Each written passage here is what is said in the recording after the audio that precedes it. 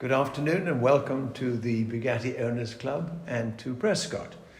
I have been given the fun of being able to introduce to you the Fast Ladies, or the Fast Ladies in plural. Lara Platman is my joint commentator in this introduction today to the theme of Fast Ladies. Her CV is considerably impressive and most relevant to our subject. She's a photographic journalist, radio drama which she's producing on Mildred Bruce. She's a Leica ambassador with those wonderful, wonderful cameras. But in this call of adventure, women took very extraordinary risks in order to reach the top. Few succeeded, in fact, and yet exceptional women are often superior to exceptional men. I thought you'd chuckle at that one. Little quote I found. The women chosen today, which is really from a cornucopia of pool of brilliant individuals, exhibits, I believe, the pioneering spirit as Amazons and intrepid individuals within a male-dominated sport and industry. So within our time restrictions, which we have to keep to the weekend, I'd like to pose to you the first question, Lara. Who would we like to select from the wonderful names that we have found together? So, I have got a lot of names. I've got 10 names or 11 names. We've got Helenice, Madame Junette, Jill Thomas, Margaret Marous, and let me just start, I think, with Helenice. Right, there's a grand name. So, she's known as the Bugatti Queen, and quite apparent to start with her on this day, I think. I think I know her already from film sets and from cinematic scenes, although she's not had a film made about her. No. But I always picture her walking around with a leather suitcase from place to place after her very disillusioned affairs and relationships that she had. Of which she had to have quite a number. Maurice Chevalier, but she was spurned by Louis Chiron, which we'll come to a little bit later. We'll come to her in a minute. So she was a dancing queen in the casinos and already had seen motor racing at the age of 6 when Camille Bugattis shot past her on the Paris-Madrid rally, and she really thought that she wanted to become a racing driver. It would be her get out, her passport to travel. Correct. And it was really. So her first car she bought in 1920 was a little small Citroën. Mm-hmm. And she, in her little circles of dancing and casinos and friends she made friends with Philip de Rothschild and the Coachelles. And along with learning to drive and learning to race, they taught her how to race. And she had a chance to race in a Bugatti. They got her into a Bugatti. And she was brilliant. She had the chance to race in the Grand Prix at Montlhéry and caught the eye of Etienne Bugatti and said that the colour of her eyes suited his cars very, very well. In other words, she had sparkling blue eyes. And so that carried on. And I think that really ought to have started off a film. It really should be her agree. film. Absolutely agree. But she had love affairs and friendships. She drove all over the world. She drove different cars. But we seem to know her for her Bugatti 35C. Correct. And it all went horribly wrong. She drove a German DKW in 1938, and with the womanizing Baron von Hanstein, known for his success with BMW, she... and possibly women. And possibly women. She just, that sort of scarpered her racing. Also, the war came. And so she hunkered down in Paris. She was captive in Paris, right? She was part of the Gestapo and the Paris occupation by the Germans. So she was there. And then after the war, she popped out again and started to do the Monte Carlo rally in a Renault 4C. Correct. And at the gala at the Monte Carlo rally, her so-called friends, Yvonne Simon and Anne Itier, sort of outed her to say that she'd had this relationship with von Hanstein. And Louis Chiron, who of course lived in Monaco at that particular stage as an expat, took the view publicly to criticise that she may have had German involvement with the Gestapo And that really caused the demise of this wonderful young lady. And she died desolate and alone in the south of France. And that's why I think of her with a little suitcase. Yeah. Anyway, A jealous and unfounded rumour. Should we move on? Move on to number 2, Elizabeth. We have Elizabeth, Madame Juneck. Now, am I right in thinking that she was the first person to walk the course, do the reconnaissance and chalk out all the corner bends? Absolutely I don't correct. think anyone else did that before her. I think she was the first person to have the incisiveness to go around and do the reconnaissance, so she could get the bends and the corners right. This is way before Jenks and the late darlings of Stirling Moss made their toilet roll contraption. What was that called? The Jenks contraption. They continued with the tulip maps for rallying forevermore. Anyway, so Juneck did that to start with. She walked the course, and she had yellow. Every Bugatti that she had was in yellow. Very much so. But she didn't. Daffodil yellow. Did she win? Did she win at the Targa Florio? Because I think she had the she went in water 27 failure. and 28, and there she was driving a Type 35B. But what was interesting, she took a Type 37 10 days before the race, and that is where she negotiated the Rennes and the course, so she knew it intimately. And she was known as the queen of the steering wheel, because Yep, she it's a just lovely got expression. round the bends really quickly, and I think that's superb. Her husband was a mechanic, and she did all the spannering for her husband, and he was a great Grand Prix driver, but died suddenly in the German Grand Prix. Correct. And she just stopped racing after that. She Finished. retired Absolutely straight finished. after that. However, there's a lovely little link with the Tory Bugatti, is there not? He provided her with a car. Which she took to Ceylon. Correct. And to promote Bugattis in the Asia. So she carried on with Bugatti, but she died in 1994, which is so recent. I just think, why didn't I know her? How did I not know her? Anyway, let's move on. We've got to keep going. We've got another lady now, Jill Thomas, or previously known as Scott. I've got a picture of her, actually. I'm going to show you. Can you see over there? Wearing the most beautiful outfit. Look at those little smart shoes, coloured fabric, a watch. I don't see the watches. Goggles and the lot. Very smart lipstick. She's actually matching the lipstick to her costume. She's just completely brilliant. Now, this is photographed by Madame Yvonne, who used a brilliant Vivex camera. And the camera was a big square thing like this. Really big square camera. And she photographed... she was around at the same time as Cecil Beaton. And so she photographed all these debutantes in angelic angels, and she made them into mythological creatures. And so this is a pretty staid picture for Madame Yvonne, really. We would have records of that in the Vogue archives. There will be records in the Vogue archive, and I'm gonna go dig them out, because I think that she's amazing.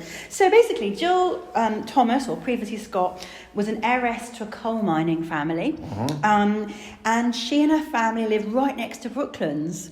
So being an heiress and Brooklands, they had the chance to just go racing the whole time. She raced a 4-lap race at the hearty speed of 105 miles per hour in a Grand Prix Bugatti. Exciting. Yeah. And was she one of the few ladies to actually get the magical 110, or rather 120 and 130? The 120 mile an hour badge at Brooklands. So in 1928, that's when she made her mark and got that 120 mile an hour badge. Only 5 women were actually valued with 120 and 130 mile per hour circuit. So she certainly has some record. She's got a good record. So they had a variety of cars, but they basically drove their Bugattis. Now, she was married to... Her first husband was William Bummer Scott. I think that's a lovely name, because there's a cake manufacturer in Birmingham called Brummer Cakes, which are very smart, very beautiful puff pastry cakes. Well... I don't know. Anyway, so she was married to William Bummer Scott, and they entered their first. She started racing in 1926 and entered their first trial in 1939. Pairball Bugattis, painted them black with emerald green wheels. Wonderful. Which I think is really nice. Really wonderful. Her eyes must be green. Her eyes must be green. Come on. So she followed. She raced the following number of cars, and she raced the double 12 with Ernest Thomas, and the ladies' handicap, another ladies' handicap. So did this lead to an interest? So they took flying lessons together, and they had tied up in a tiger moth. Yeah, they tied up. Now we've got to keep going because we've got so many people to get through. Next one I have is Madame Margaret Marous. So she finished really well in races and the Monte Carlo Rally. She raced at Le Mans in 1930 and 1931 with Odette Sico in a Bugatti. How old was she when she started racing? She started when she was 41. Pretty brave. 41. So she entered quite a few Grand Prix all over the place, Tunisia, and she crashed out of a race in Orly in Algeria in her Bugatti Type 51. So she raced raced a Type 40, a Type 51. The thing that fascinates me is the boundaries, that there were no boundaries then. They travelled almost all over the world, apart from America, we're not mentioned at all. This is all European. And Africa. Yeah, absolutely extraordinary. Northern Africa, European. So she and Odette raced together, and in 1930 they ran the 6-hour race, and they competed over 560 kilometres in their Bugatti, which is quite a lot. Was that in Montluar? No, that was in... Where was that? That was... Whatever it was. It was in Route Pavé. Right. Yeah, so it was a road race. She won the Coupe de Dame in many races. They had separate races, and she won the Coupe de Dame in 1933 at the Monte Carlo Rally, which of course is a few years after Mildred Bruce won her Coupe de Dame in 1927. Of course. She was the first woman to win the Monte Carlo Rally. We have to have favourites. Always. Now I've got to keep moving on because I have next one, Anne Etienne. So we have Anne Etienne. And now, she ties in with Kay Peter. She ties in with Kay Peter, but let's talk about Anne Etienne for the minute. Now, this is what she looks like. Look at that. We weren't sure because a little later in this story we're going to give you an information again with regards to an element of French-German question. So she married a Scotsman. She was a redhead, but the marriage didn't last very long. He wasn't very nice to her. She began flying at 31 and then started motor racing afterwards, so in 1926. She started with hill climbs and rallies. She won the Mont Saint-Héré hill climb, and she repeated that. In 1931, her first year in her Bugatti Type 37, Type 37, she was 7th in the Tunisian Grand Prix, 4th in the Circuit Dauphine, and 3rd in the Mans Grand Prix. So very impressive. So she's carried on. I've got loads and loads and loads of more races that she was in. The Type 37, the Type 39, in the Dieppe Grand Prix. She switched to the Type 51. Yes. In 1934. The following year, she continued to campaign the Type 51, but she then sort of moved to sports cars as well. Now, in 37, here we go, she moved to the revolutionary, streamlined German Adler Triumph Saloon. This was part of the German propaganda brought in by Hitler, of course, where he could see the opportunity of producing cars that would have the world speed record, which we know was principally held by two Germans at that stage in Otto Jun and Mercedes. But the prestige of having a woman clearly was enormously important to maybe Hitler, a British, maybe a French woman, Maybe a French woman. Well, now, certain that. So the month before, she had gone to a rally with Margaret Marous in Morocco, and they got caught in a sandstorm up the top of the Atlas Mountains. This is the naughty bit. And so she was racing in the cabriolet for the Hanamag team, and both Margaret and Etienne were unaware that the German team were carrying out intelligence on the French over the mountains. Correct. Before drones. Anyway, up in the Atlas Mountains, they got caught, and Colonel Baron von Hanstein helped Etienne out, and the other one helped Marguerite out. They got into each other's cars and got them down the mountain. But when they got down to the checkpoint, they were back in the right cars again. But carrying on from that, Anne Itier and Hans Steen had their affair. Now, that's the same affair, or different affair, that Helenice had had. Same person. Anyway. But they... Interesting. Yeah. Interesting. So, after the hostilities began in Germany and France and the occupation, she was helping the children get out, and she also started the communications traffic corps. So she was helping the resistance. Great. But she'd had this affair with this German, so it's very, very mixed messages. Anyway, we need to keep moving. Got Kay Peter next. Kay, which is tremendous. Now, so Anne and Kay used to race together in the Austin. So now, I forgot that Kay was a Bugatti lady. But of course she was, because she painted her Bugatti the same colour as her overalls. Correct. Very elegant. Very elegant with her little freckles. Yeah, she had pretty freckles and a little leather cap. Very lovely. So now she raced a 2.5 litre supercharged Bugatti 35C. Correct. Which gained her most of her experience in the Bugatti.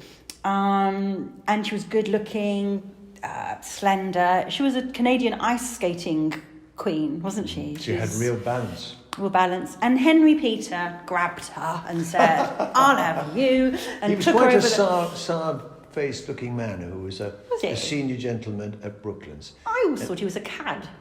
Well, cad leads us in another area. Off. But anyway, they were happily married. They were, and they raced, and so basically he took over the threshold of Brooklands, and she raced a huge Delage as well, Correct. didn't she? Anyway, let's get back to Bugattis, and let's move on. Let's keep moving. We've got Eileen Ellison next. The Delage that she drove was in fact Lord Howe. So there was a link there with here, where he was our very first president. Oh, at the Prescott Correct. Hill Climb. Correct. So Kay Peter, Lord Howe, Prescott. They were all in a fast-moving group. The fast very much set. so. The fast well, whatever. set. So I have next, we have a real blonde bombshell now. Eileen. Yes. Now, this is the one to make the boys smile. Now, Eileen's interesting because she didn't come from a wealthy family. No. But she and her brother made her go racing and made her mad about racing. And she was one of the partners of Kay Peters in the Wakefield Cup. Yep. So she was good at racing, not from a wealthy family. She bought a second-hand Bugatti Type 37. And it makes me think, how much was a Bugatti then? I mean, how much was a Bugatti? It wasn't cheap, surely. Well, in the 1939 International that we had here at Prescott, there were 4 Bugattis for sale, 2 Type 35s and 2 37s. And they were somewhere between £235 and 410, I think. But I can't do the translation equivalent. It's quite a lot, though. Let's say it's a little more than a house. They bought 2 because one they used for camping equipment as a donor car when they went racing abroad. So her brother and her friend put all the stuff in the other Bugatti, and they went off, using it as a donor car, which is the same as how Duncan Pittaway and Tim Dutton did when they went down to Monte Carlo for the historic. Correct. They both drove down in their Bugattis and had another car come for a donor car. Yeah. Wonderful. So nothing's changed. Nothing's changed. Anyway, so she did really well. She came 4th in the Albi Grand Prix. And 1936, she travelled even further in her Type 37 in the African Grand Prix. I've got her down, and she worked and drove for the Singer Works Machine Company for a while. Wow. Well, I'll have to investigate because she's quite new to me. Publicity. You know? But there were also shots again for your Vogue where she raced for them. And was principally publicised for her exhibition of the cars. I'm going to have a look. She's great. Anyway, she moved to South Africa with her husband and then to Jersey in the 60s. So the sparkle went. We lost her. Yeah. Extraordinary. Now, you wanted me to find you a glamorous lady. I did indeed. And yes. I think I found you one. Good. Although I've not seen a picture of her, of course. But Colette Salomon. Right. Now, she raced the Bugatti Type 37 in 1927. She was an entrant in the Course de Formula Libre de l'ACF. Right. I'm becoming interested already. And she was the winner of the first Journée Féminine de Automobile 1927, driving a Sansom. Active in the motorsport circuit in France in the 20s, But she was photographed for Vogue in 1927. But prior to taking up motorsport, she's been a dancer and made films. How wonderful. So she's got to be glamorous, right? Now we're going to end on probably a violent end. I use the word violet because the lady is called Violet Marous. The hyena of the Gestapo. Correct.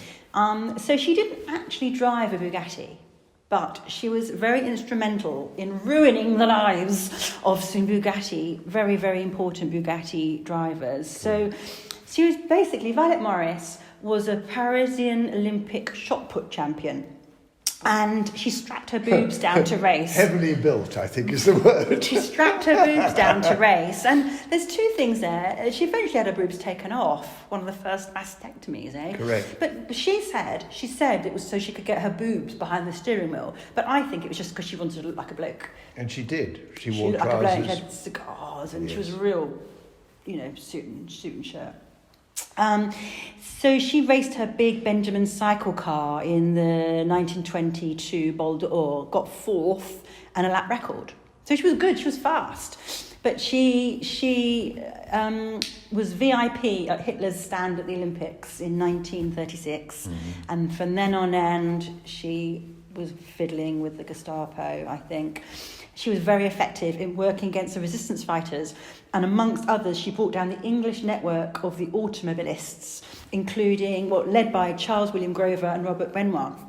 And so Benoit managed to escape by jumping out of the tractor he was taken from, but the others didn't survive, and the Peugeot racing mechanic wasn't lucky either. So the hyena of the Gestapo makes a mention for a terrible, terrible reason. Moving on, I have Prescott entries and, if you like, a more contemporary view. Yeah, so we go to 1946 now, and Sheila Derbyshire shot up the hill in 53 minutes 30 seconds. No. Seconds. 30 seconds. 53 minutes. God, took an hour. In her Type 35B. Correct. Now, I don't know anything about Sheila Derbyshire, so I've got to start hunting about her because... We haven't anything. We've gone to our archives. But leading on briefly, we have more modern. We have Julia Bandanza, Sarah Diffie, and Mags Diffie, who are all driving Type 35s, 35Bs and 37s. They hill climb here. They race all over Europe. And they're all elegantly dressed. And Maria races in her pearls, much to the disgust of the race officials. A string of pearls. Yes, that's my ladies, Nick. That's my ladies. Well, it's only a little soundbite of really what we have put together. So I think if we wind it up for this particular element here, I've got down the final note is pearls must be worn or else they lose their luster. We hope to bring that back through our introduction to you all. You will carry out your own individual investigations, but more importantly, if you'd like to have more, particularly from Lara, who's carrying out investigations, make contact through the BOC, Bugatti Owners Club, and we'll pop you through to Lara, and she can give you more information and references. So, thank you for your fun. Thank you for the interest. Thank you. Oh, it's always We've great. gone way over time. Have we? Well, never mind. We'll shut down now.